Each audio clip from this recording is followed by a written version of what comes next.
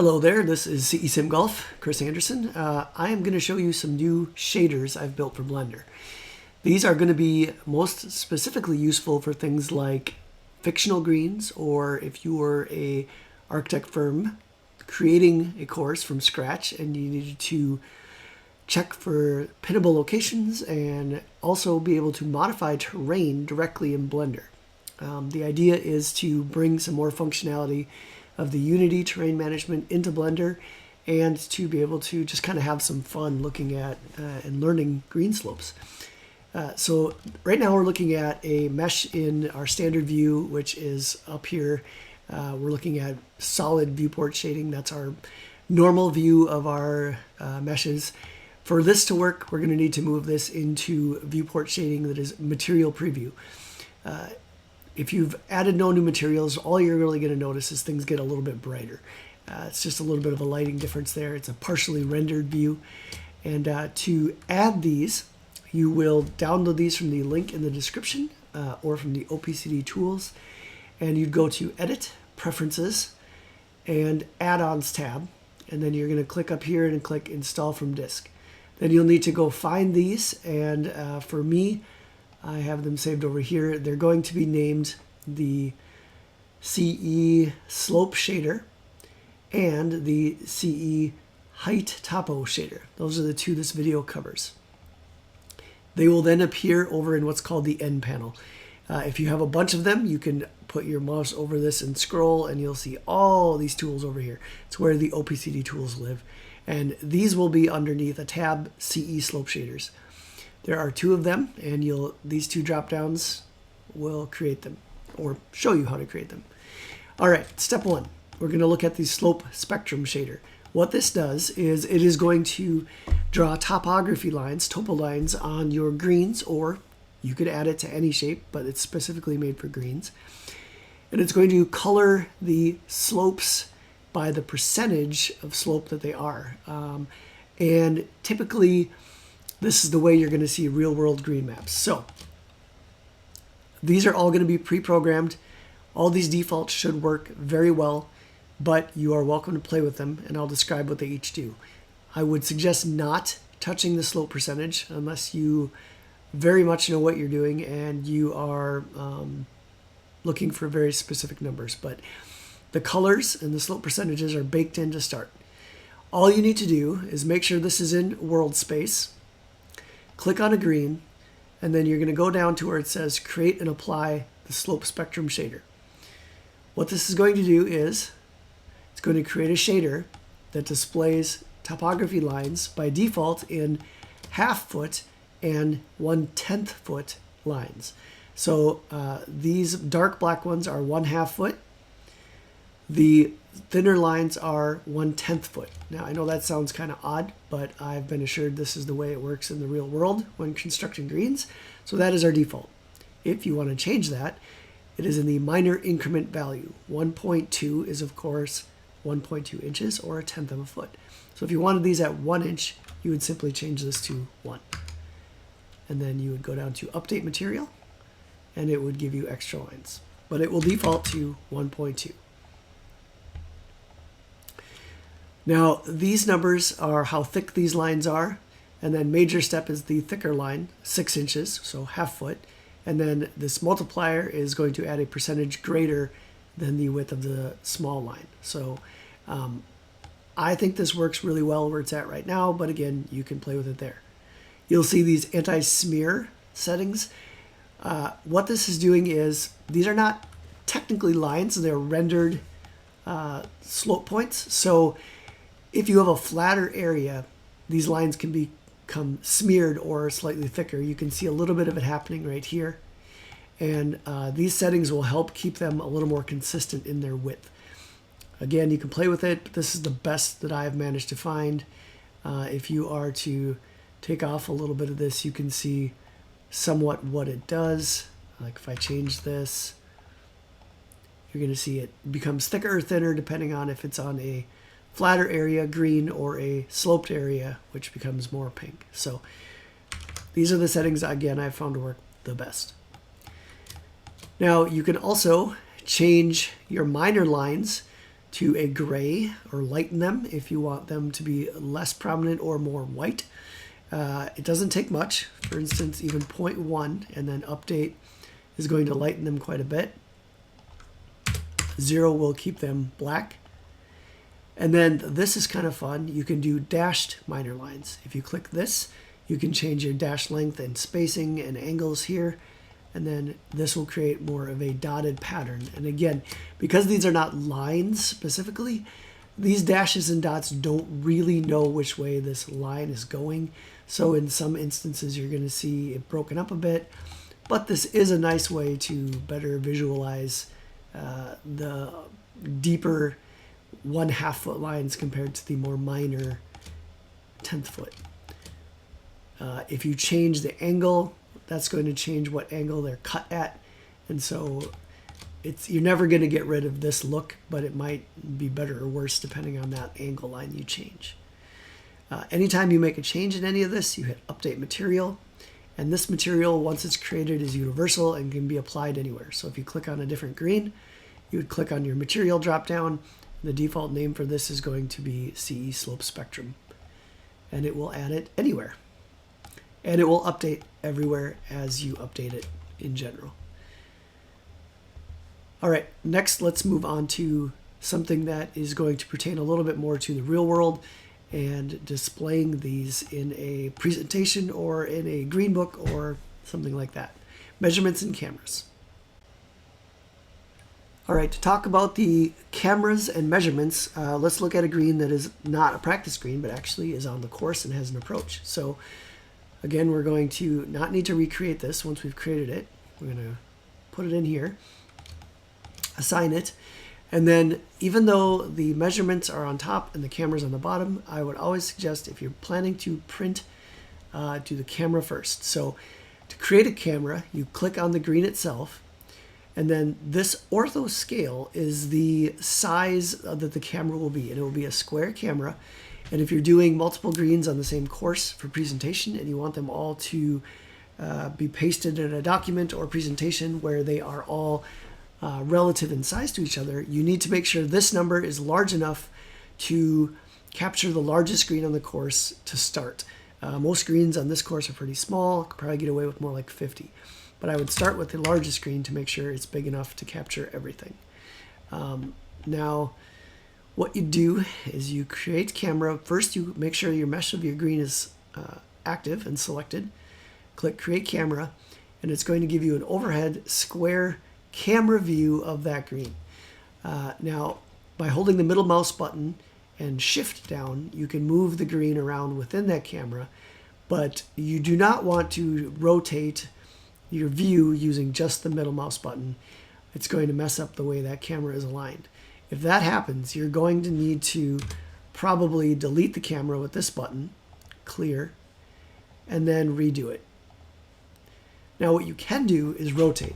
So without touching anything else, you just hit the rotate key, which is R, and then you're going to move yours until you have your approach directly from the bottom.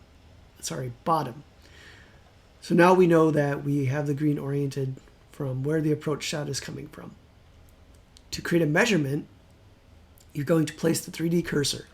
The way you do that is a shift and then right click. So I'm going to hold down shift and right click at the top of the green, set point A on this side, shift and click the bottom of the green, set point B, and then I will hit create measurement. And what that's going to do is actually give us a physical object in the scene that is going to give us the measurement printed in text. Now, the slight issue here is that sometimes you'll see this line is cutting off a little bit. These are objects that can be moved. You don't want to change your view, but you could grab that and you could move it. Oh, I have snap enabled. Turn that off. You can grab this and move it over just a little bit to try and make things a little bit more readable. And you can also move this whole thing if you were to select. You're going to want to try and select. Let's see if it lets me. You should be able to select all the components individually. There we go. And then if you don't want it overlapping your green, you could always move it off to the side somewhere. It's just so that it's telling it. The size will still stay the same and readable. Now the camera, to render that, you hit render green and it will give you a pop-up and it will ask for a save location.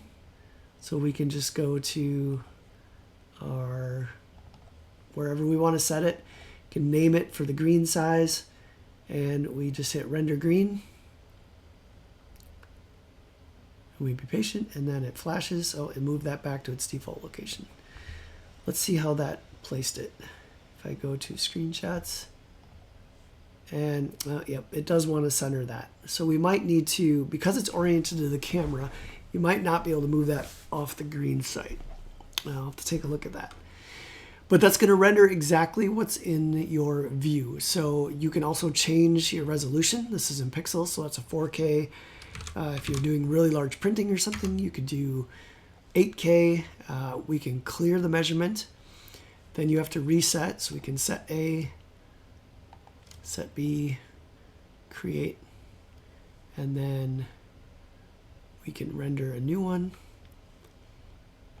And this should give us a larger image this time. Yep. All right. So it's done. We can go back in and yeah. For some reason it didn't. Oh, it's still working on it. You can see the thing's still spinning. Probably because I chose an 8K image. It's going to take a bit longer to render that. We'll pause for a second. All right, so now you can see we didn't rename it to 8192, but you can name this anything, green hole 10, whatever. And you're going to see when we open this up now, this is a very, very high res image and would be good for print or anything else you want. Now the other shader, we're going to clear our measurement and delete our camera.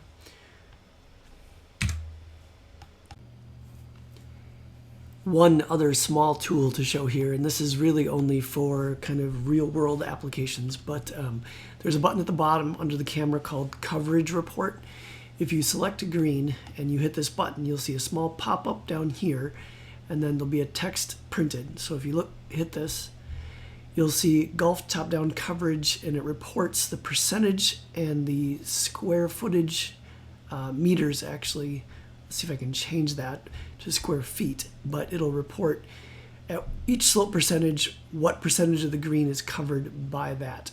And it will also report, as you see, the total square footage. Right now it's in meters, I'll change it to feet. Total square coverage of the green itself. So that's just for the first 4 slopes. If you want to see the entire report, you would drag open and select a new text window, and it will report in the text editor a full report, which updates if you change anything. So if you were to go in here and make any changes to the green like that, and then you would click on this and do a coverage report, you can see the values updated. So that's a dynamic tool, mostly usable for real-world applications. The other shader that this has is actually green specific. This one is the height topo shader. And this one is specific to each green because it's going to sample each green mesh as you select it and create it and give you the high point and low point of that green. So you can't just replace it for each individual green because it will be reading the height from a different initial location. But very simple, you just create and apply. It's going to give it the exact same, by default, topo lines, but what it's going to display is a red high point of the green to a purple low point of the green. It's not showing anything related to the slope of the green at all. It's just a strictly high to low point. It would give you a good look to see where drainage is going. It will give you a look to see if there's a bowl or what's called a bird bath anywhere within there. But it is specific to each green. You can see the name that the shader gets is named after the spline. So 939, that is the name of this green mesh. And you can't use that on a different green. If you wanted to put a new one on a different green, you're going to need to select it and create and apply a new one. And it will then create its own map, own shader for that specific green. And then, I mean, there's no reason you couldn't go in and use the camera in this case in measurements with it applied already, but it's more just for checking green slope and direction than it is for displaying a green map. If you want to look at a green for pinnable locations and things like that, you're looking for green and light yellow at best for the slope percentage that will likely hold a pin. Most of the greens on this course are fairly benign, so there's lots of pinnable locations on this specific course.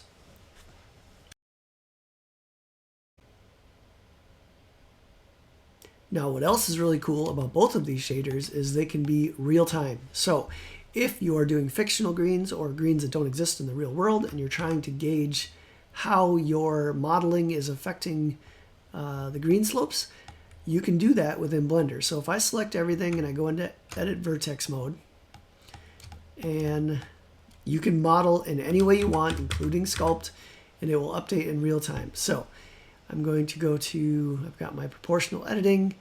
I'm going to say I want to have a back shelf on the screen. So if I were to, it's already pretty flat, but if I want to make this a back shelf and I select all this area here, and I want to raise that up. Now I'm going to have to be careful because I didn't select this bunker, so I don't want to separate vertices. But if I go in here and I make sure I'm not separating any vertices, this will update in real time. So if I want to raise this up and make a back shelf on the screen, it will show me that I have a shelf right like that. Or if I want to make it funnel to that back edge more, I could select here, increase my, and now I have a bit of a bump back here that will funnel balls that direction. And anything I do within modeling here is going to update and change things in real time and show me my slopes. The other shader for this, so we're going to look for 939 height topo one. This one has, you can see it's updated as well.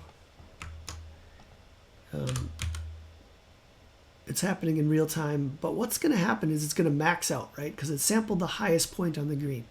So if I make part of the screen much, much higher, it's not going to go past red, obviously. But if I go into my height topo shader and I update or rebuild, it will recalculate and show me the highest point and a new down to the lowest point. So that's what you need to do with the height topo. The spectrum slope shader is always going to be updating in real time as far as how it displays the slopes. Now, I mentioned using sculpt tools. And that's going to take another add-on that I've created, which is called the, well, I'm calling it the Sculpt Proxy or the Multi-Sculpt. There actually is a Blender add-on called Multi-Sculpt out there already, but it's a little limited and it doesn't work specifically for the kinds of meshes we use. So let me show you how that works in a different video. Check that out on my YouTube channel, or I'll link to it below this one, because that's kind of all I have to show you on these shaders for this set of tools. Thanks for watching.